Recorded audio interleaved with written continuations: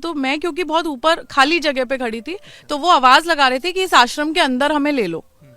अब आश्रम क्योंकि मेरा नहीं था तो मैं लोगों को अंदर ले नहीं सकती थी, तो वो क्योंकि अब लोग कह रहे थे तान्या मैम अंदर ले लो अंदर ले लो, तो 15-20 मिनट तो मैंने कहा चलो नहीं ठीक है, अपनी जान बचानी है, खड़े हैं, इतने लोगों को अंदर नहीं ले पाएंगे और आश्रम वाले बाबा को भी क्या समझाऊंगी।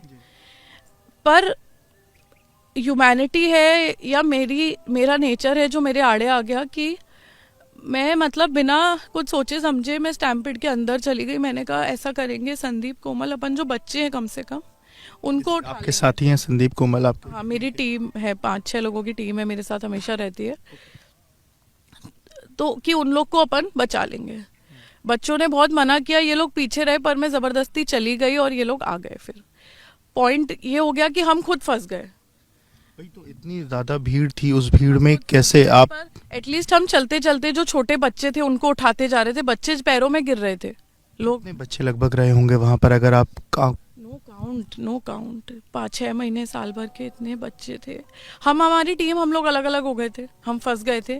फिर संदीप ने देखा वहाँ हल्दीराम का स्टोर है पास में, तो संदीप ने बोला कि मैम स्टोर में चलते हैं और इसी में अपन बच्चों को ले पाएंगे, यही रास्ता है, इसके अलावा कोई रास्ता नहीं है। मेरी तब कोशिश ये थी कि मैं नियरेस्ट पुलिस स्टेशन पहुंच के किसी को कॉल कर दूं, क्योंकि फोन बंद हो गए थे, जैमर्स लगे थे, सारे फोन नहीं चल रहे थे। पास में ही समुद्रकूप थाना भी था। हाँ नहीं, पर वहाँ नहीं पहुंच पाए, क्योंकि अगर हम वहां तक जाते रिपोर्ट करते तब तक सब खत्म हो गया होता। तो हल्दीराम के स्टोर के अंदर हम काउंटर में से कूद गए, क्या हम लोग, क्योंकि मैं मतलब स्पोर्ट्स पर्सन रही हूँ, तो मैं संदीप हम लोग ट्रेंड है, हम कूद गए फटाफट अंदर गए। तो वहाँ पे जो ओनर्स थे वो खुद बच्चे हैं किसी कॉलेज के 4-5, वो ने कॉन्ट्री वगैरह करके ये हल्दीराम का स्टोर खोला है। वो खुद इतने घबराए हुए थे क्योंकि भीड़ उनका काउंटर तोड़ के उस दुकान के अंदर आना चाहती थी सेफ्टी के लिए। तो मैंने उन लोगों को नॉर्मल किया, पहले उनके पैसे वगैरह जो थे काउंटर में से निकलवा के उनके बैग्स में डलवाए कि तुम लोग सेफ हो, और अंदर एक स्टोर था, उस स्टोर में उन्हें किया, क्योंकि हम बड़े हैं यार, हमारी रिस्पॉन्सिबिलिटी है कि हम बच्चों को पहले सेफ करें। उन चारों को अंदर किया। 5 बजे की बात? 5:30 और वो कह भी रहे थे बच्चे कि हम रात भर से ये हैंडल कर रहे हैं। लगभग 3 बजे से स्थितियां खराब। हाँ, as far as they said. तो हम लोग अंदर उनको करके फिर हमने सिचुएशन थोड़ा समझने की कोशिश की कि क्या है, बट आप समझ ही नहीं सकते थे, इतने लोग मर रहे थे। मतलब संदीप तो लाशें उठा रहा था बीच में से। लाशें? हाँ, क्योंकि लोगों का दम घुट रहा था, वो दम घुट के वही मर रहे थे। अब हम लोग मरना शुरू हाँ मर गए थे। अब मेरे पास वीडियो है, हल्दीराम के स्टोर के अंदर हमने लाशें उठाई हैं। कोमल ने तो CPR दिया है 2-3 को, मैं पानी दे रही थी, और मतलब भीड़ के कारण लोग सांस नहीं ले पा रहे थे। मैं खुद, मेरी सांस रुक रही थी। बट तो मतलब मेरे को ये समझ में आता है कि जो अपन कहते हैं ना कि दम घुट के कैसे मर सकता है कोई, वो हमने देखा है घुट घुट के मरते हुए लोगों को। और हमने जितने बच्चे, और मतलब एक तो इंसिडेंट है, मैं आपको वीडियो शेयर कर दूंगी, पेरेंट्स अपना बच्चा संदीप की गोदी में छोड़ के भाग गए। उन्हें पता था कि जैसे एक फेस था नोन, उन्हें पता था ये संभाल लेंगी, कुछ नहीं होगा, बच्चे फेंक कर चले गए। 4 घंटे बाद आए बच्चा वापस लेने। ऐसे करीब उनको लगा अंदर बच्चा जाके शायद सेफ हो जाएगा। ये लोग हैं, हम लोग चिल्ला रहे थे कंटिन्यूसली, 7-8 घंटे हम लगे हुए थे। जितने लोग हम सेव कर सकते थे उन्हें अंदर बुला रहे थे, पानी पिला रहे थे, होश में ला रहे थे, दूसरी तरफ से निकाल रहे थे, रास्ता बनाने की कोशिश कर रहे थे। सामने आश्रम में रिक्वेस्ट करके हमने कोशिश की कि कुछ बच्चे उसके अंदर चले जाएं। भीड़ में मतलब ये लोग गिर गए भीड़ में, भीड़ ने हम पे भी पैर रखा, मेरे पूरे पैर कटे हुए हैं, मुझे रात भर से फीवर है। But out of humanity I think अगर हमने 150 जान बचाई, अगर हमारे जैसे 2-3 भी और होते ना तो कोई कैजुअलिटीज होती ही नहीं। मैं कैजुअलिटीज हुई बहुत, जब हमारे हाथ में लाशें थी, मेरे हाथ कपड़ों पे खून था जब मैं आई वापस।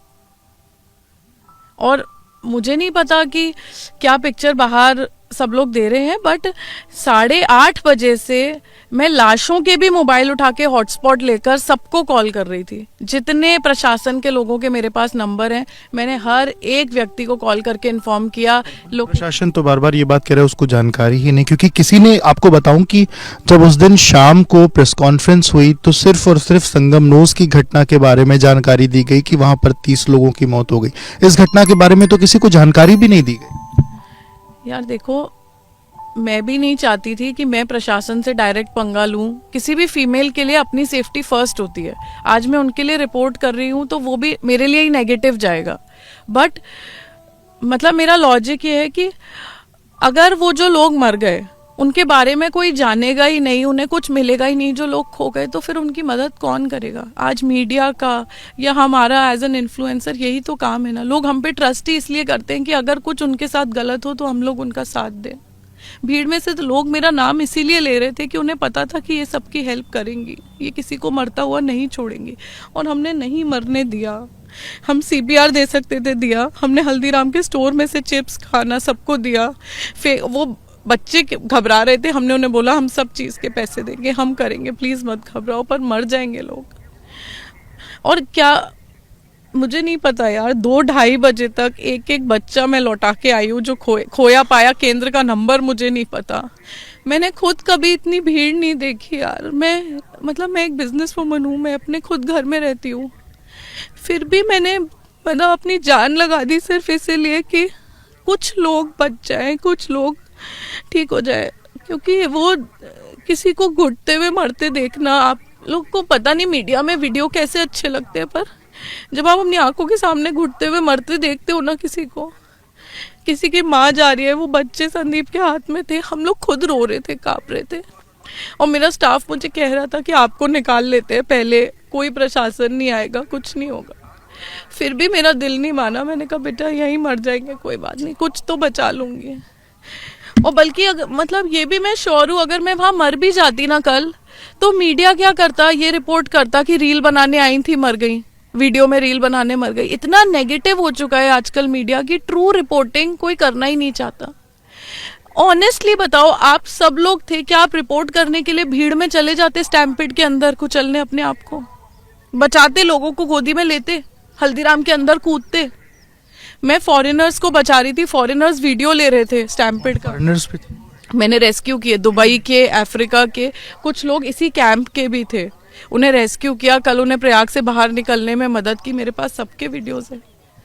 अरैल की तरफ आ रहे थे घाट, वो वहां से वापस आ रहे थे, वो भी भाग के। पर मुझे ये लगा कि हमारे देश की पिक्चर बाहर गलत नहीं जाए। उन सबके फोन्स मैंने लिए, उन्हें रिक्वेस्ट किया कि प्लीज आप लोग वीडियोस मत बना के डालना। मैं नहीं चाहती कि कोई हमारे देश को गलत समझे, और मैं अभी भी नहीं चाहती कि कोई किसी को गलत समझे। पर ये मत करो ना कि आप ये डिक्लेयर कर रहे हो कि ऐसा कुछ हुआ ही नहीं, ऐसा कुछ भी नहीं हुआ, लोग मरे ही नहीं। तो 12 बजे तक मलबा क्यों उठाते रहे? 9 ट्रक मलबा क्यों निकाला? अगर कुछ हुआ नहीं तो मलबा काय का था फिर? मेरी वो जो वीडियो है ना मलबे का, उसमें मेरी शॉल है डियोर की, देखना आप, ब्राउन कलर की, मैं सुबह पहनी हूँ स्नान करते टाइम, और वही सेम शॉल है, मैं दिखा दूंगी। लोगों ने खींची मेरी शॉल, तान्या मैम बचा लो। मेरे पास वीडियो आवाज लोग लगा रहे हैं, तान्या बचा लो, तान्या बचा लो। कैंप के लोग थे, उन्हें पता था कि ये लड़की छोड़ के नहीं जाएगी, चाहे कुछ हो जाए। ये बैकफुट पे मैं मर भी जाती, अभी भी सोचो पूरा प्रशासन मेरे खिलाफ हो गया है क्योंकि मैंने सबकी रिपोर्ट कर दी है, फिर भी मैं अगर मर भी जाऊंगी तब भी वो जो लोग वहां मरे उनकी हेल्प करके ही जाऊंगी। I genuinely don't care about my life, but honestly अगर आप लोग वहां होते, मेरे को अभी भी इतना ट्रॉमा है यार। 2-2 साल के बच्चे, उनके ऊपर पैर रख दिया लोगों ने। एक लेडी मर गई, उसके जबड़े पे पैर मार दिया, उसके दांत मेरे हाथ में थे।